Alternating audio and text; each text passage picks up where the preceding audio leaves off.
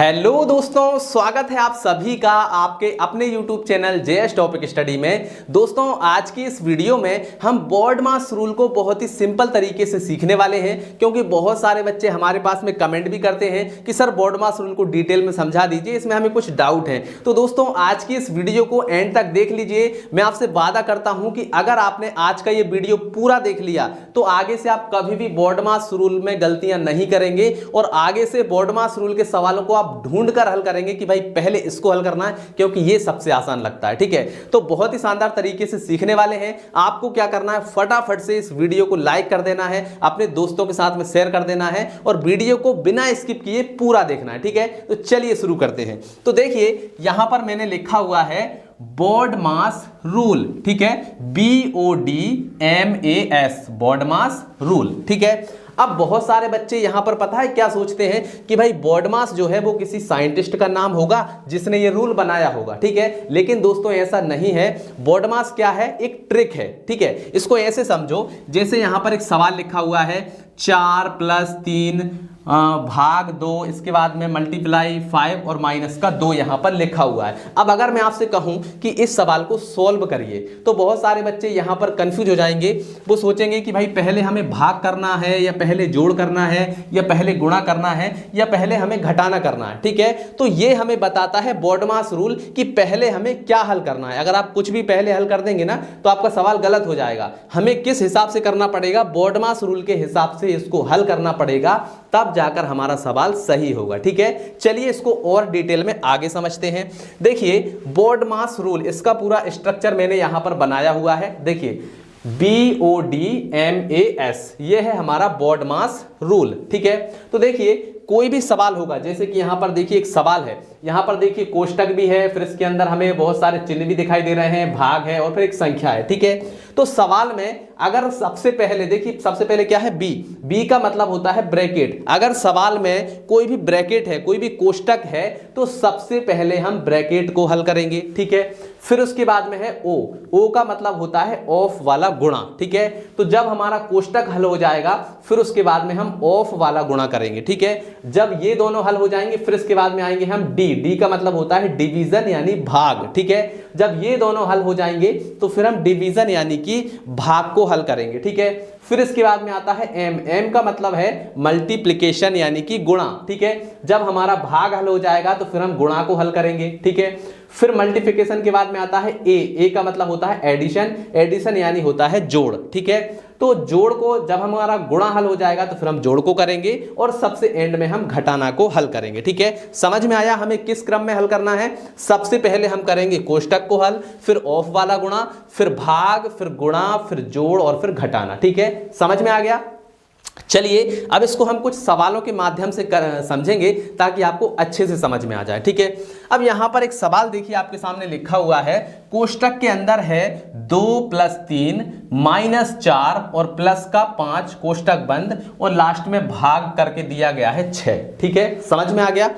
अब यहां पर साइड में हम बोर्ड मास रूल भी लिख लेते हैं ताकि आपको साथ साथ में समझ में भी आए कि हम यहां पर कर क्या रहे हैं। ठीक है, तो देखिए सबसे पहले क्या है, बी मतलब ब्रैकेट यानी कि कोष्टक को हल करेंगे। ठीक है, ओ मतलब ऑफ वाला गुणा करेंगे। ठीक है, इसके बाद में है डी मतलब डिवीजन को हल करेंगे यानी भाग को। फिर इसके बाद में आता है डी के बाद में एम यानी मल्टीप्लिकेशन को हल करेंगे। फिर आता है हमारा ए मतलब एडिशन, इसके बाद में हम जोड़ को हल करेंगे। फिर आता है एस मतलब सब्ट्रैक्शन यानी फिर हम घटाव को हल करेंगे। ठीक है, इसी प्रकार से हमें इस सवाल को हल करना है। ठीक, तो सबसे पहले देखिए बी का मतलब है ब्रैकेट यानी ब्रैकेट के अंदर जो भी संख्याएं होंगी सबसे पहले हम उनको हल करेंगे। ठीक है, तो चलिए करते हैं भाई।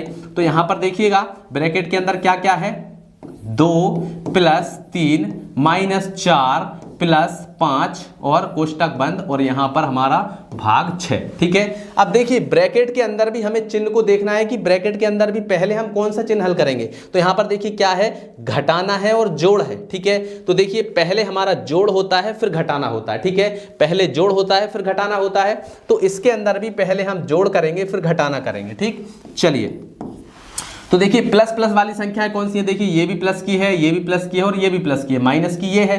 तो प्लस वालों को जोड़ लो, तो देखिए 5 और 3 8, 8 और 2 10। ठीक है, तो इन तीनों को जोड़ने के बाद में कितना आया 10, और यहाँ पर माइनस का कितना है 4, तो ये हो गया माइनस का 4, ये हो गया हमारा कोष्टक बंद, और यहाँ पर है डिवीजन और ये 6। ठीक है, यहाँ तक समझ में आया। हमने प्लस प्लस वाली संख्याओं को जोड़ लिया, 10 आया, फिर माइनस का 4 था तो हमने माइनस का 4 लिखा, फिर यहाँ पर डिवीजन और फिर यहाँ पर 6 है। ठीक है, समझ में आया। अभी भी हमारा कोष्टक हल नहीं हुआ है क्योंकि कोष्टक के अंदर संख्याएं हैं। ठीक है, तो अब 10 में से 4 को घटाएंगे तो क्या बचेगा भैया, 10 में से 4 जाएंगे तो हमारे बचेंगे 6, और ये कोष्टक के अंदर, और यहाँ पर आगे हमारा डिवीजन और ये 6। ठीक है, अब एक ही संख्या बची है तो इसको कोष्टक के अंदर लिखो या बाहर, बात सेम ही होती है। तो ये हमारी हो गई 6, यहाँ पर आ गया डिवीजन और 6। ठीक है, तो सबसे पहले देखिए कोष्टक के बाद में फिर हम क्या करते हैं, डिवीजन को हल करते हैं। तो यहाँ पर दोनों के बीच में डिवीजन है, तो यदि हम 6 से 6 में भाग लगाएंगे कितनी बार जाएगा, हम इसको बटे के रूप में लिख लेंगे 6/6। तो कितनी बार में कटेगा, 6 एकम 6, तो यहाँ पर क्या आ गया 1, और यही 1 हमारा क्या हो जाएगा, आंसर हो जाएगा। देखिए कितना आसान था। बॉडमास रूल को हम सही से अप्लाई करेंगे तो आंसर हमारा बहुत आसानी से और बिल्कुल सही आएगा। ठीक है, चलिए एक और सवाल करते हैं। हमारे सामने एक और सवाल है। अब इसमें देखिए आपको दो कोष्टक दिख रहे हैं, एक तो हमारा ये बड़ा कोष्टक, फिर इसके अंदर एक और छोटा कोष्टक है। ठीक है, और कोष्टक से बाहर भी एक संख्या है। ठीक, तो इसको भी हम बॉडमास रूल के अनुसार हल करेंगे। ठीक है, तो देखिएगा सबसे पहले तो 2 है प्लस, अब कोष्टक के अंदर वाली संख्याएं सोल्व होंगी, लेकिन सबसे पहले जो अंदर वाला कोष्टक होता है ना उसको हल करेंगे। ठीक है, समझ में आ रहा है। एक बार फिर से हम लिख लेते हैं। सबसे पहले कोष्टक हल होगा, फिर ऑफ वाला गुणा होगा, फिर हमारा डिवीजन यानी भाग, फिर गुणा, फिर जोड़ और फिर घटाना। ठीक है, इसी क्रम में हम हल करेंगे, पहला, दूसरा, तीसरा, ठीक है, चौथा, पांचवा और ये छठवा। ठीक है, अब देखिएगा कोष्टक के अंदर भी अगर कोई छोटा कोष्टक होता है ना तो पहले हम उसी को हल करते हैं। ठीक है, तो बाकी संख्याओं को हल नहीं करेंगे, पहले जो अंदर वाली संख्याएं, अंदर वाले कोष्टक के अंदर जो संख्याएं हैं उनको हम हल करेंगे। ठीक है, तो बाकी संख्याओं को सेम लिखेंगे, तो ये हो गया 3 डिवाइड 3, फिर इसके बाद में प्लस का यहाँ पर 2 और ये कोष्टक। ठीक है, अब इसके अंदर जो संख्या है इसको हम हल करेंगे। ठीक है, तो कोष्टक के अंदर भी पहले भाग होगा, फिर गुणा होगा, फिर जोड़ होगा, फिर घटाना होगा। ठीक है, इसी क्रम से हमें करना है। अगर कोष्टक के अंदर भी अगर ये चिन्ह है तो सबसे पहले भाग, फिर गुणा, फिर जोड़, फिर घटाना। ठीक है, तो कोष्टक के अंदर देखिए पहले भाग है और फिर जोड़ है, तो पहले भाग होगा, तो 3 से हम 9 में भाग लगाएंगे, 9/3 करेंगे तो क्या आएगा, 3 एकम 3 और 3 तिरका 9। कितनी बार में जाएगा, 3 से 9 में भाग लगाएंगे तो 3 बार जाएगा। ठीक है, तो यहां पर आ जाएगा हमारा कितना, 3। ठीक है, समझ में आ गया। फिर इसके बाद में क्या है, प्लस, तो ये हमने लगाया प्लस, और ये 3 है तो ये 3, और ये कोष्टक बंद, और ये हमारा बड़ा वाला कोष्टक। ठीक है, यहां तक समझ में आया। चलिए अब और आगे बढ़ते हैं। यहां पर है 2, ठीक, प्लस ये हमारा लग गया कोष्टक। अब यहां पर देखिए 3/3 है, तो सबसे पहले तो इसको पूरा हल करेंगे ना हम, तो ये 3/3 प्लस यहां पर आ गया हमारा 2। ठीक, इन दोनों को जोड़ दो, 3 और 3 कितने हो जाएंगे, 6। ठीक है, तो ये हो गया हमारा इसके अंदर 6 और ये कोष्टक बंद। ठीक, चलिए अभी भी हमारा कोष्टक सोल्व नहीं हुआ है पूरा, तो देखिए 2 प्लस ये हमारा कोष्टक, ये हमारा हो गया 3/3 प्लस, अब देखिए ये क्या है, इसके साथ में गुणा में है, कोष्टक के अंदर और बाहर कोई संख्या है उसका मतलब ये है कि ये दोनों आपस में गुणा में है। ठीक है, तो 6 और 2 का गुणा कर दो, 6 दूनी हो जाएंगे 12, तो ये हो गए 12 और ये हो गया कोष्टक बंद। ठीक है, समझ में आ गया।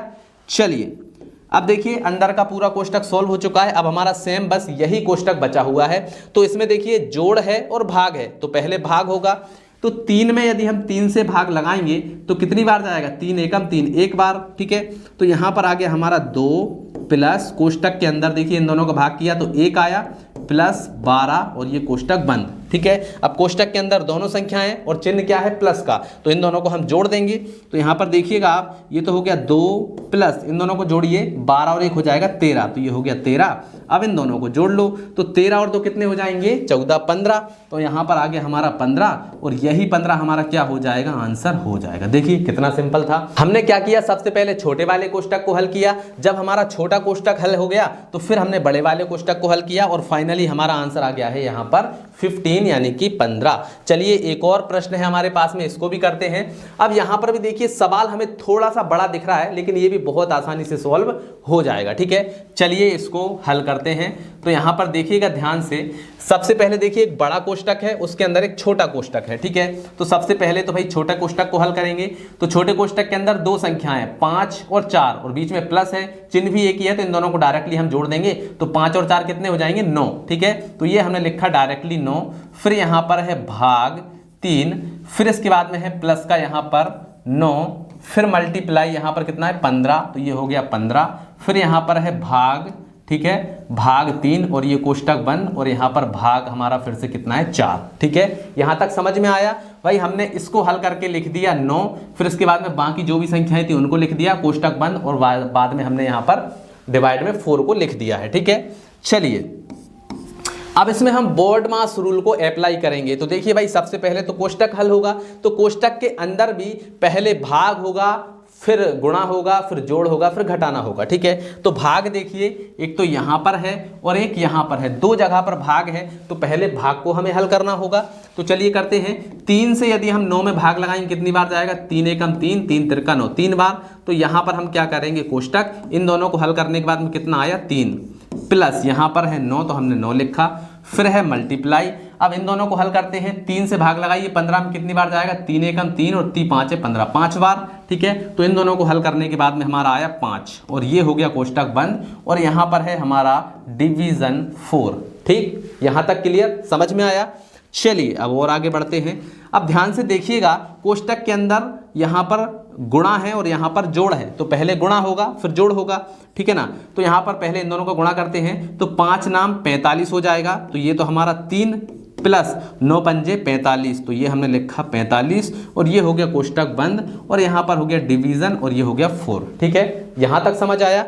चलिए अब ध्यान से देखिएगा भाई, 45 और 3 को जोड़ो कितने हो जाएंगे, 46 47 48, कितने हो गए 48, तो ये हो गए हमारे 48, और इनको हल कर दिया तो कोष्टक अब हट जाएगा। इसके बाद में हमारा आया यहाँ पर डिवीजन 4, मतलब 4 से अब हमें 48 में भाग लगाना है। तो कितनी बार जाएगा भाई, यहाँ पर हम लिख लेते हैं 48/4, 4 से काटो, 4 एकम 4, 4 एकम 4, और यहाँ पर 8 है तो 4 दूनी 8, तो कितनी बार गया 12 बार, और यही जो 12 है हमारा क्या हो जाएगा, आंसर हो जाएगा, ठीक है। इसी प्रकार से हम इनको हल करते हैं। एक और सवाल मैं आपको करवाता हूं ताकि आपकी अच्छी खासी प्रैक्टिस हो जाए, ठीक है।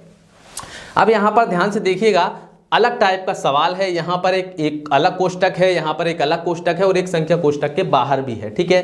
तो सबसे पहले कोष्टक हल होंगे, तो पहले हम इस कोष्टक को हल कर लेते हैं, फिर इसको करेंगे, ठीक है। तो इस कोष्टक के अंदर देखिए पहले गुणा है फिर जोड़ है, ठीक है। तो पहले गुणा ही होता है, तो चलिए पहले हम गुणा को ही हल कर लेते हैं। तो देखिए ये तो हमारा कोष्टक, इन दोनों का गुणा करो, 9 दूनी हो जाएगा 18, तो ये हो गया हमारा 18, और प्लस का यहाँ पर 6 है तो ये हो गया 6। फिर यहाँ पर है हमारा डिवाइड, ये है 6, तो ये हो गया 6। इसके बाद में प्लस, इस वाले कोष्टक को भी हल करते हैं। अब यहाँ पर देखिए डिवाइड है और मल्टीप्लिकेशन है, यानी भाग है और गुणा है, तो पहले भाग होगा फिर गुणा होगा। तो 3 से भाग लगाइए, 9 में कितनी बार जाएगा, 3 एकम 3 और 3 तिरका 9, 3 बार। तो इन दोनों को हल करने के बाद में हमारा आया 3, और यहाँ पर गुणा 3 है, और ये कोष्टक बंद, ठीक। यहाँ तक समझ में आया भाई। यहाँ पर हमने गुणा को हल करके लिख दिया, यहाँ पर हमने भाग को हल करके लिख दिया, ठीक है। अब इसके बाद में यहाँ पर क्या है, जोड़ है, ठीक है। तो इन दोनों को जोड़ेंगे तो 18 और 6 कितने हो जाएंगे, 18 और 6 24, ठीक है। तो ये हो गए हमारे 24। यहाँ पर है डिवाइड, तो ये हमने लगाया डिवाइड, और ये 6 है तो 6, ठीक है। इसके बाद में प्लस, अब इन दोनों के बीच में क्या है, गुणा, तो इन दोनों को गुणा कर लो, तो 3 तिरका हो जाएगा 9, और संख्या आ जाएगी कोष्टक से बाहर, ठीक है। चलिए अब फिर से हम क्या करते हैं, इसको आगे हल करते हैं। तो 24 में 6 से भाग लगाइए, देखिए यहाँ पर भाग है और जोड़ है, तो पहले भाग होगा, तो 6 से भाग लगाइए। 24 में कितनी बार जाएगा, 6 चौके 24, 4 बार, तो ये हो गया 4, और प्लस का यहाँ पर है 9, तो ये हो गया 9।